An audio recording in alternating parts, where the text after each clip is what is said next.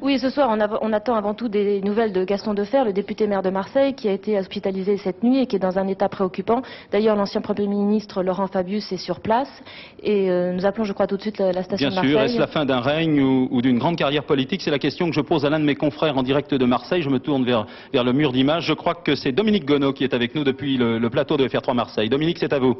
Oui, il est un peu difficile de parler d'un fin d'un règne quand une personne est dans le coma grave. C'est du moins ce qui ressort de l'état de santé, du communiqué d'état de santé de Gaston Defferre qui a été, dans la lecture nous a été faite vers 17h30. Un communiqué qui précise une diminution de l'activité cérébrale et des troubles du rythme cardiaque de Gaston Defferre. Depuis ce matin, le maire de Marseille est en fait dans un état excessivement critique. Sans connaissance, il a été admis à l'hôpital de la Timone vers 5h du matin après un malaise survenu à son domicile vers 2h du matin.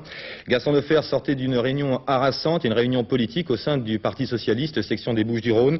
Il avait été mis en minorité par la liste de Michel Peuzet et cette défaite visiblement l'avait affecté. Certains observateurs ont noté même qu'il était très livide.